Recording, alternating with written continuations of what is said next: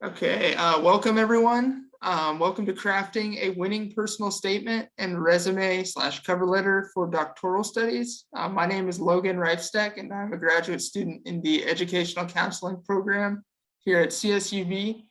I am pleased to introduce Dr. Mahmoud Suleiman, Professor of Teacher Education and Interim Director of CSUB's Doctoral Program in Educational Leadership. Thank you for joining us today, Dr. Suleiman. Thank you, Logan, and thank you for everyone who actually has organized this event, because this is critical. It's very important that we actually share with our candidates and prospective candidates the pathway to their respective program. And I just want to make sure that we are here to serve and help and guide them through that process. We're proud to be part of their professional and academic journey as well. My name is Mahmoud Suleiman. Right now, I'm the acting director of the doctoral program, which actually has been since 2010. So we have actually been offering the program since 2010 for 11th year, and we started jointly with CSU Fresno, and then in 2016 we transitioned into a CSUB standalone program, and the program has been very successful. It has a remarkable track record, and we have had graduate a lot of leaders in the K through 20 system, and a lot of those details are found on the website, and please check it out. There will be a lot of information. Right now, I don't have any administrative assistance, but you can reach out via email to me. This is not my phone number, because this is the ASC phone number who actually moved. But the best way to reach me is via email. And if you are interested, please let me know, and I will be more than happy to connect with you one-on-one via Zoom or by phone to give you all the information. But the website has a lot of helpful information for those who are interested in the program and those who might think about getting a doctoral program. I hope that you listened to Dr. Rabia this morning, who actually had a nice session talking about her experience. She finished our program about 2 years ago, and one of the things we can always suggest is talk to somebody who is either in the program or who has completed the program to get a first-hand insight and experience about how this and other programs have been rewarding for these candidates. Without any further ado, I would like to actually focus on some of those layers of entry when we screen candidates, so that we learn about them and get to know them and understand where they have been professionally and personally in many ways, and then academically, and see how we can be part of that transition seamlessly into the next stages of their professional development. I like to actually begin with this, Shakespearean platitude that has a lot of implications of how you present yourself, whether you're writing a letter or whether you're interviewing, whether you're compiling a resume or a curriculum vitae, so that you showcase yourself in terms of your knowledge, skills, dispositions, and everything else. But I think this could sum up the advice for anyone who is trying to present themselves in some shape, form, as they apply not only to the doctoral program, but any other program, graduate and otherwise.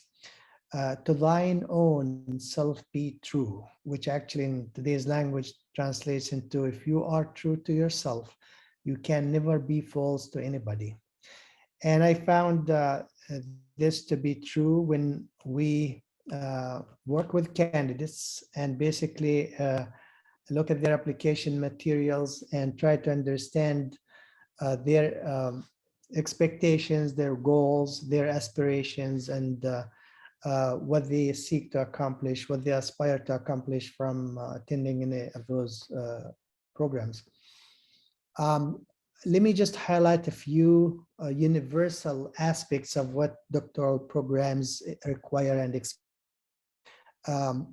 For the most part, all doctoral programs, nationally, internationally, and across the globe, they do require criteria so that they are ready to engage in the rigorous work of the graduate study, whether it is writing papers and analyzing research or conducting research. But the programs requires a lot of rigor, and the criteria for entry revolves around that premise, whether the candidate has the readiness to take up that challenge so that he or she can be successful. Doctoral programs are always competitive. In fact, our program has always been very competitive, so much so that this past year we had to turn down about 13 applicants because they are not because they are not eligible, but because they are eligible. But the program has limitations of how many candidates we can have, and there is a huge pool this past year, and then we had admitted 21 candidates, and hopefully those who didn't get the chance to get in this year may apply again in the coming year for the coming year.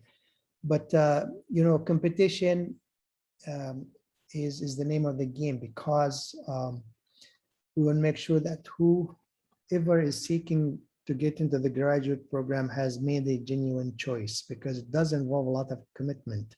It does involve a lot of countless hours of work, research, sleepless nights, and what have you.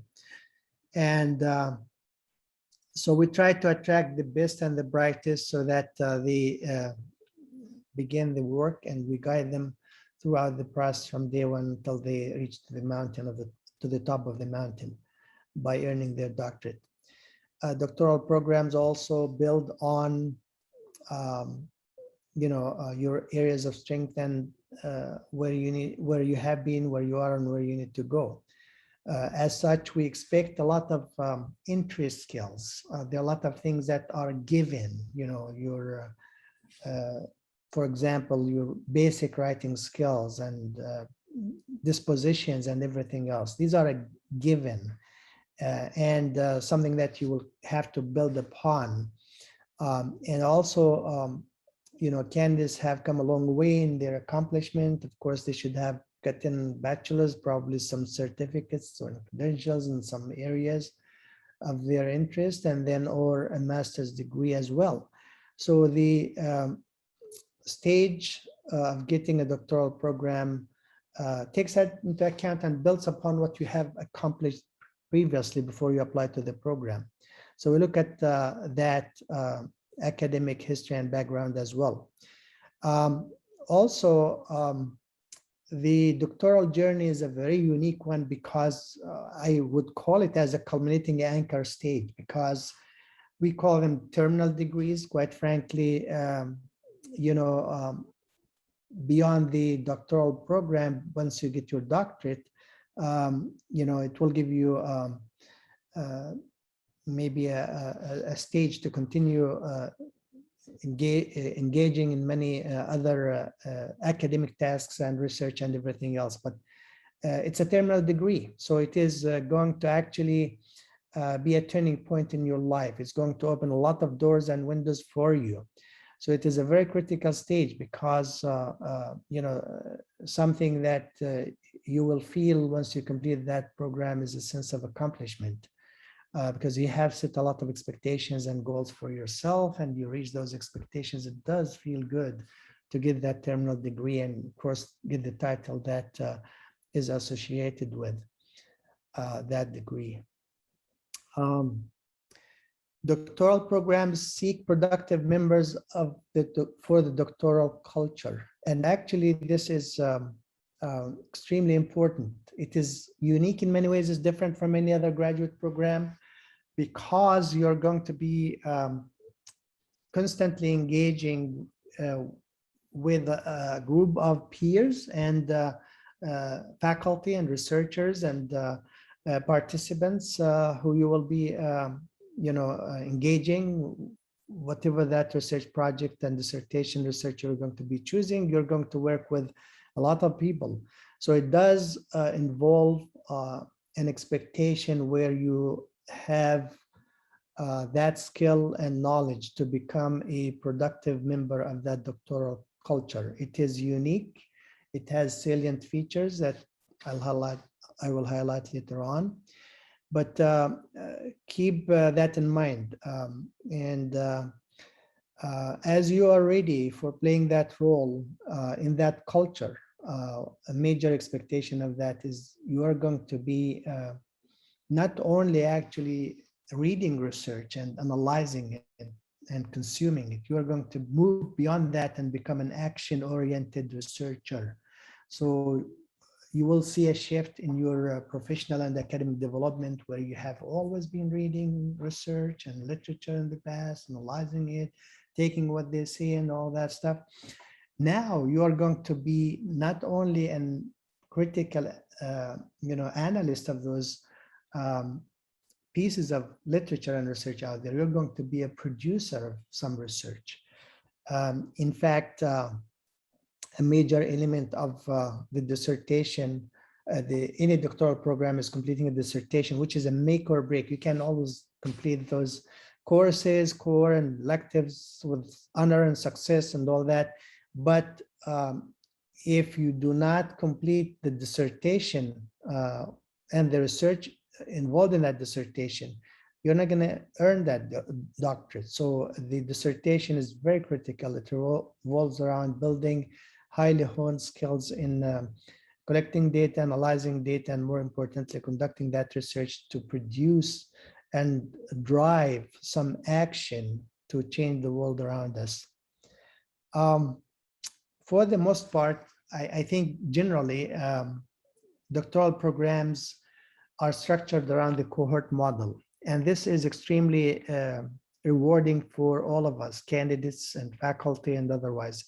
We have always used the cohort model, and the cohort is a community of learners. It's a community of researchers where you will see that culture, doctoral culture, is nurtured and supported. And when we recruit and screen candidates, we'll make sure that are they going to be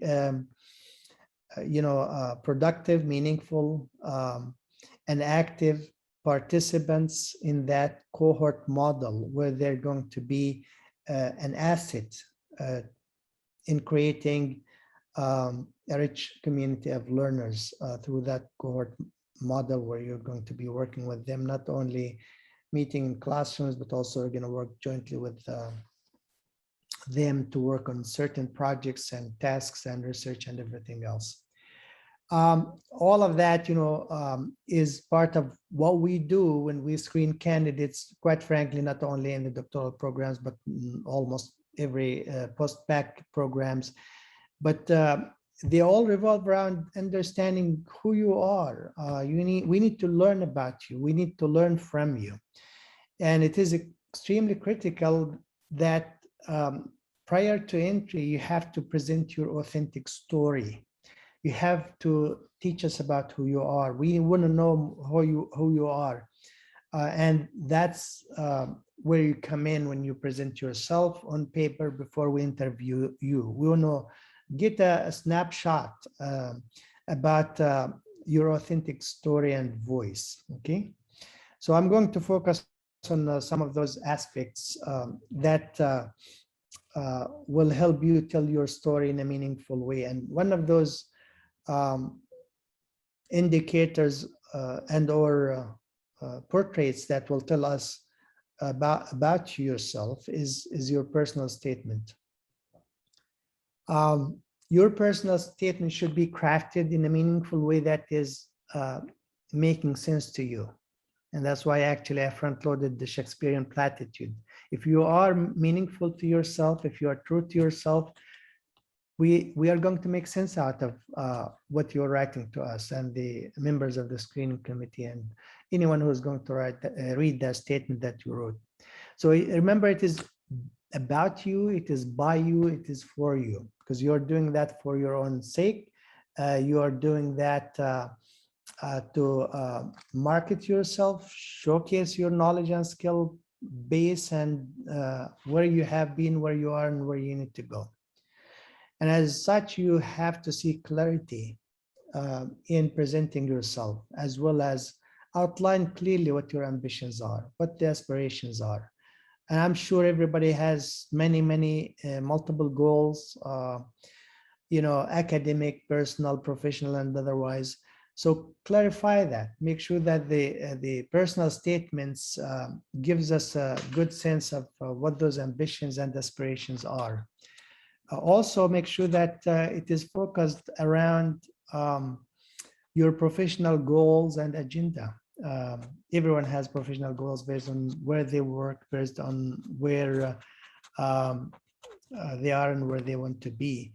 The doctoral program basically includes participants from the K through 20 system, the K through 12, as well as higher education and community colleges. So any participant in those programs and in any capacity, whether they are teachers or staff or administrators or curriculum specialists and all, they have an agenda, they have a set of goals, they have a set of aspirations, and make sure that these are conceptualized in a meaningful way in the way you present your personal statement, because they're going to help the reviewers and readers of that statement to get a good sense of how that program is going to help you. And more importantly, is going to give us a sense of how we are going to take your skill sets and knowledge to the next level, okay? Also, as such, it should be coherent and unified.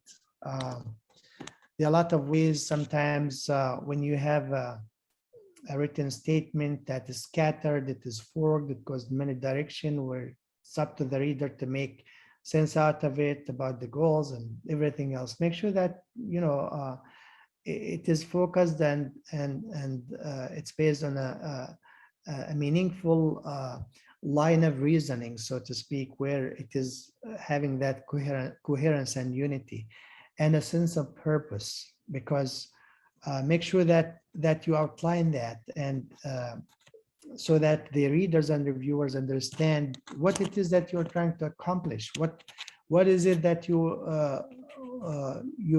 hope to accomplish, and where you want to be many years after you finish the program. So I think as such, it has to have that coherence and unity of purpose as well. Maybe you heard it all the time, you need to be honest and humble. Nobody is perfect. You need to not shy away from bragging about your areas of strength. You need to capitalize on the areas of strength. And everyone has a lot of areas of strength, especially having come that far when you are applying for a terminal degree. You should have had a lot of accomplishments and strengths and achievements.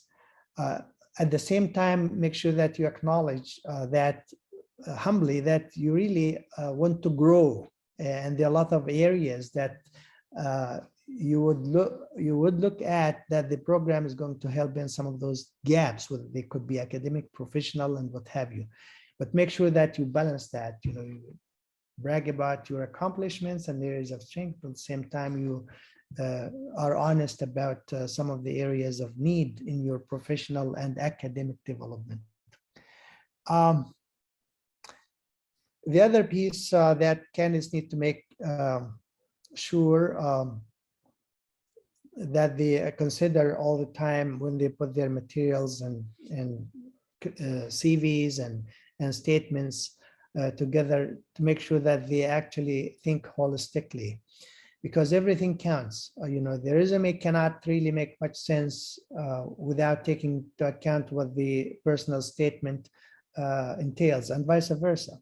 The personal statement is a snapshot, but it can also be understood in tandem with the other materials, ranging from transcripts to letters of recommendation to the curriculum vitae and all those accomplishments and all that. So everything is interdependent and holistic, and we always look at the preponderance of artifacts and evidence in those artifacts and see a consistent thread or link between them. So the whole relates to the part and vice versa. Again, keep in mind that you have been on that academic and professional journey for a while, and this is a turning point that is going to help you seamlessly transition into an advanced, higher level of academic and professional and educational journey. And think along with those lines. At this stage, when you apply, make sure that you're making that transition seamlessly, and help readers of your credentials and materials and statements and resumes understand that this is the most logical step for you right now, and that's why you're applying. So you're being practical. Okay. There are a lot of salient features of a good resume, a good statement, a good cover letter, and I want to highlight some of those quickly. Mainly, as I said earlier, tell your story in an authentic way, because every story actually reflects a bigger narrative. So while you are thinking locally, try to or acting locally, think globally, right? So if your story is going to be deeply rooted in the whole world around there, out there, and I think you need to be global in the way you present that. Let me give you a quick example. For instance, if you are an administrator in a local school, working in a local school district, I can assure you, you can tell your own unique story in many ways, but make sure that story is going to be, right, meaningful to your counterparts in other schools within the same district, or across the board in many schools across other districts, regionally, statewide, nationwide, and internationally. So I think it's an art when you actually try to write that story and cover letter and present yourself. Don't lose sight of this. Make sure that your short story in the 2-3 page cover letter tells a lot about what the bigger narrative is. So if the educational issues that you are going to tackle through research and through getting a higher terminal degree, trust me, they're going to have a lot of appeal beyond your school and district and region and state, because these are universal issues, and your story can tell a lot about this. Having said that, make sure that you don't lose sight of what really is going on outside your institution, your world, and try to balance that macro and micro perspective, given those areas of interest to you and others. Another salient feature of the process, it does articulate clear career and research goals. Again, clarity is extremely important. You need to actually do your homework about what the program entails. That's why I suggested try to talk to somebody who finished the program, whatever program you apply for. But you need to be clear. Why are you choosing that particular program? And how is that going to be conducive to your goals professionally? What kind of research goals do you have in mind, given that the EDD programs and all doctoral programs really revolve around conducting research to tackle a given practice. So clarify that. Don't leave it up to the readers and to the reviewers to make those goals for you, to try to avoid being vague or nebulous in the way you present them. And there are a lot of ways of doing that. Try to give some concrete examples, real life examples based on your experiences, based on your professional engagements, based on your accomplishments as well. Another salient feature is the process builds on a solid academic track record.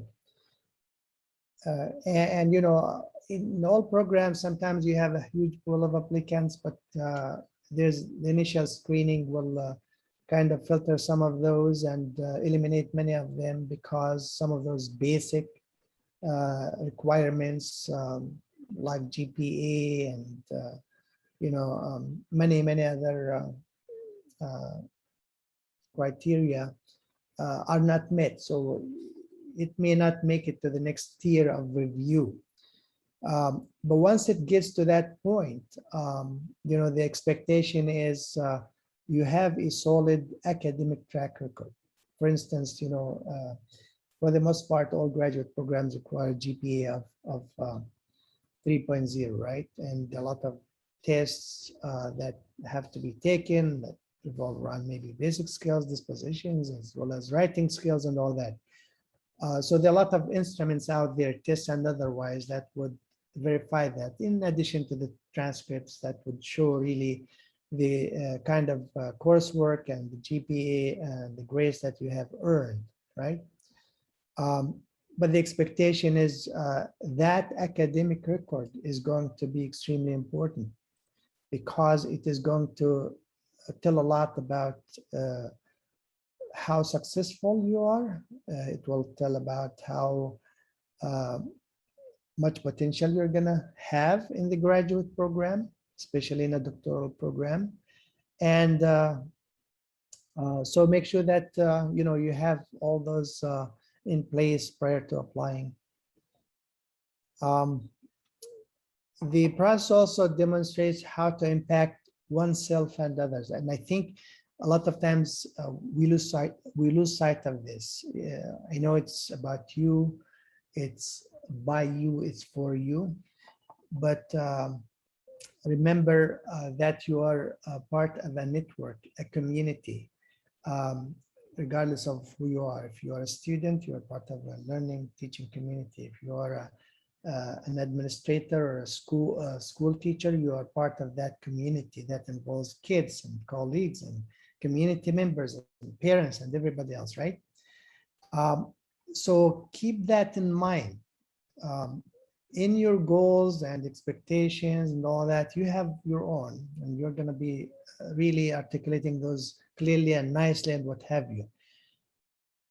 And you're going to also highlight how this program is going to impact you, but also how is it going to impact the academy, your institution, and the people around you, whether you're teaching students or whether you're running a district or whatever, in whatever capacity, what impact this is going to have on you as well as others. In the long run, this is going to tell the reviewers basically about the potential of having you become a great leader who would be really bring about desired change in society, one school at a time, one child at a time, one person at a time. So remember that while it is all about you and all that, you are going to be measured by how much impact on others as well. There are a lot of tips that one can use and keep in mind when you compile a personal statement, a cover letter, and craft resume or curriculum vitae. One of them is specificity. Make sure that you highlight specific concrete examples. And also, it's just a balance. If you look at all those bulleted items, it's just you need to seek to strike a delicate balance between being specific and being broad, right? So I talked about the micro and macro level, acting locally and thinking globally. Your short story vis-a-vis the bigger narrative out there, right? So be specific, right? At the same time, don't lose sight of the overall overarching perspectives around what you're trying to accomplish professionally and academically and personally. Also, these should actually reflect the depth and breadth, right? And sometimes we lose sight of, we dive too deeply into the specifics and everything else, and so much so it is so limited that might take place at the expense of the overarching frameworks around there. So try to seek that depth and breadth balance. It can be done in the way you present yourself in the, based on the goals and based on the program, based on your expectations and expectations of the program, and based on where you want to see yourself years after you complete that doctorate. Also, this is kind of tricky. I thought writing for a while, and I used to tell students, when you write something, make sure you not only appeal to the expert, but also to the non-expert, right? It can be done, right? So keep in mind that anyone who is going to read the materials and review the statement and the cover letter and the vita and all that, expect that they know everything about you, everything that you articulated, everything that you listed, and expect that they have done it themselves, all right? So you need to appeal to them. You need to appeal to them, right? Make sense to them, right? At the same time, expect that whoever is going to look at those materials has no idea about what you presented in your statement, in your cover letter, in your resume. So how are you going to appeal to both kinds of audiences, all right? In other words, you don't want to leave any room for anyone's imagination. As such, you have to be really authentic, realistic, honest. And you have to appeal in many, many ways. And in many instances, out of innocence, sometimes we see things in the personal statement that some reviewers may cast some doubt on, all right? No, because they have walked the journey before you. So make sure that you're careful in the way you come across. At the same time, we want to learn more about you as well. So, you have to teach us and highlight what is important to you, because what is important to you is going to be important to us as well. So try to keep that in mind.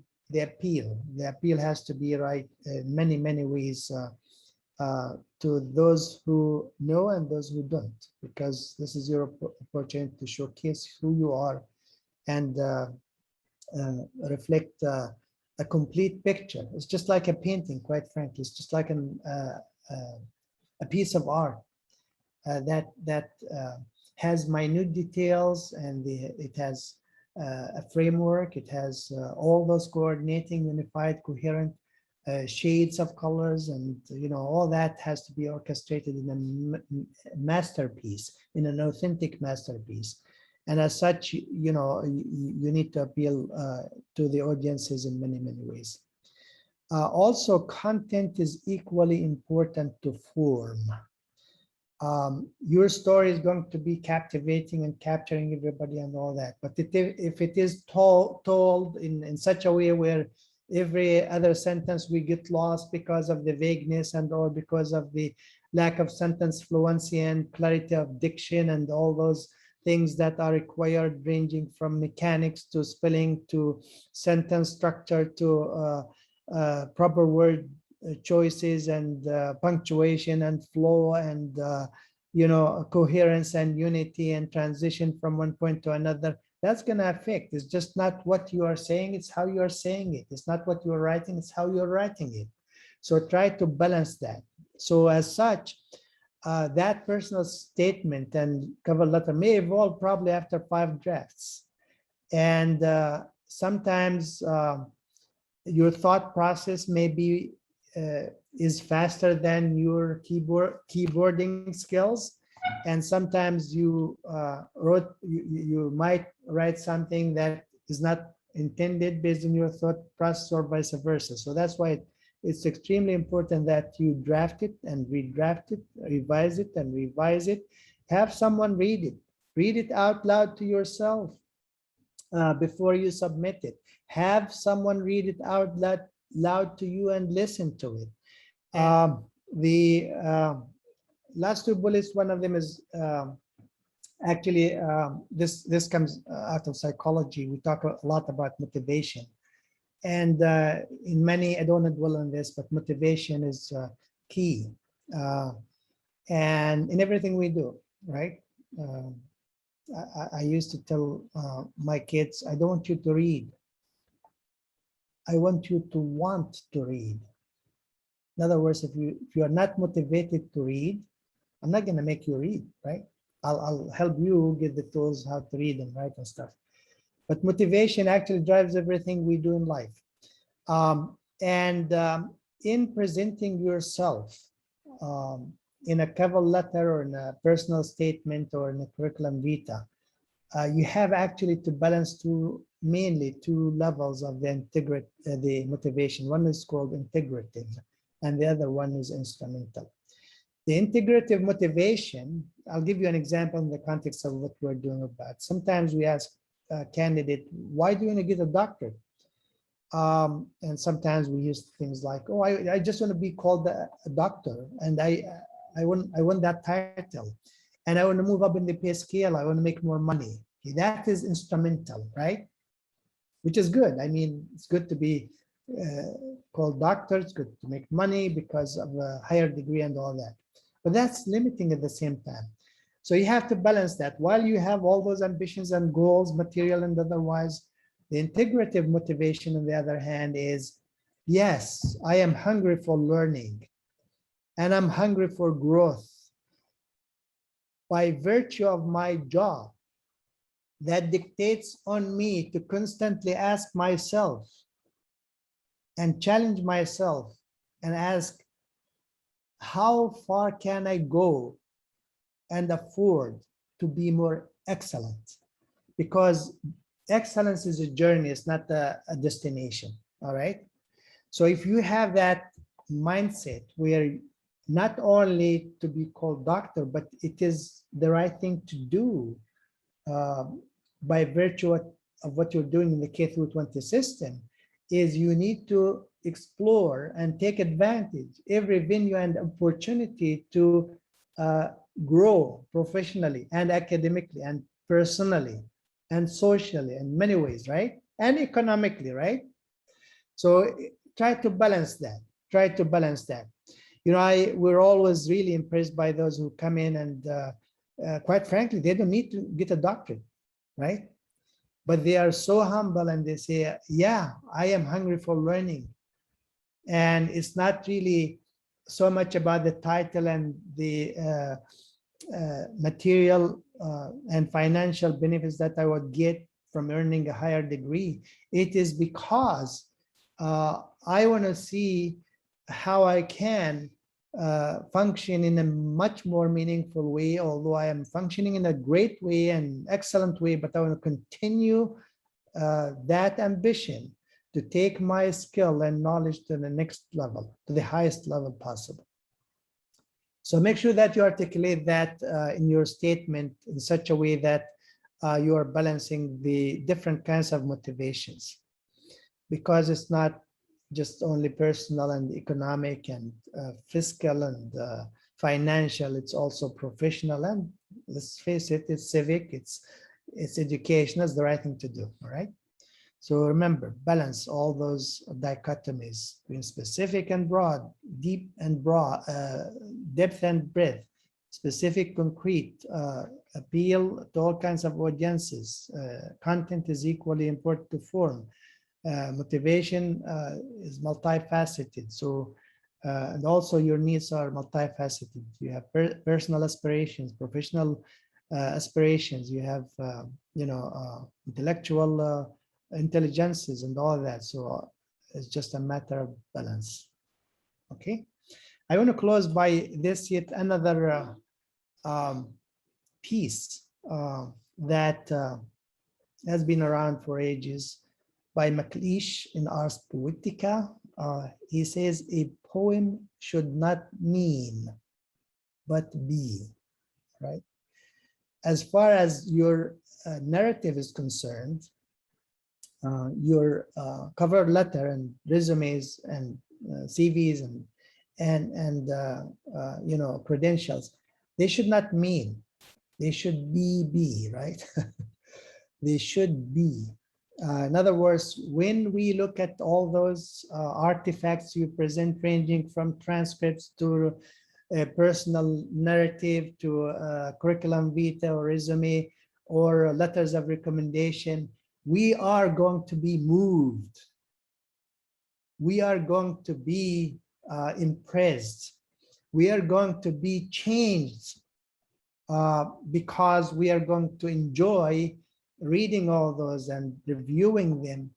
And as such, that art of presenting yourself is going to have a big impact on those decisions, and then you'll make it to the next level, which actually involves interviewing you. We want to listen to you after we listen to your story through the print and all those artifacts you presented and all that. We want to hear your voice. We want to hear more about you and all this. And then we have an interview, and there's a battery of questions that we ask about specific things as well. But keep in mind that your materials should not mean, but be. In other words, try not to fake what you're trying to communicate to us. Try to be true to yourself, try to be authentic, try to be realistic, humble, build on all those areas that you have accomplished, and show us where you have been, where you are, and where you need to go. And when that time comes, when you join the program, we will work with you and become part of that journey and mentor you until you reach the top of the mountain and earn that degree that you have planned to earn. I don't have any other things to add other than I would like to entertain some questions, but I highly encourage you to check the website on CSUB website, and it will give you a lot of logistics about the entry requirements. As I said, these are kind of universal, and there's some paperwork and everything else that goes with it. But also reach out to me via email if you have any questions, or if you're interested in joining the program. I'll be more than happy to hold an information session for you via Zoom or in person or by phone, and attend to any of the needs that you may have at this point. And as we look forward to having you join us and become part of that journey. Again, our program has been really successful, and we have we have graduated a lot of candidates who have become influential leaders based on that remarkable accomplishment and the tools that the doctoral program in education leadership gave them. And they are acting as our ambassadors in the field in the K-20 system. And we hope to see you also join that community of leaders as well. Thank you. First off, I want to thank you for that great presentation. I plan to use a lot of your tips and advice personally myself. So, yeah, thank you for that. As far as questions, I don't have any in the chat right now. But no, I think it was really great, and you went into a lot of good detail about, what you need to include in your application and what you need to talk about yourself, and kind of what, when you're applying to a doctoral program, what all needs to be said. So I really appreciated that, as I'm in my master's program now, and I think eventually I'm hoping to go on, but we'll see when I get there. Yeah, great. Well, thank you. I'm glad this is helpful. And by the way, the process is intuitive. Once you are ready and try to write that, it will flow automatically. And my advice is talk to somebody really who has done it. Talk to somebody who has written a personal statement, who has applied successfully to a given program, especially a doctoral program, or completed that. They could provide great insight and helpful insight for you to craft basically a remarkable, impressive file. But it all begins with you and your motivation. Once you're motivated to do it, the process will follow smoothly.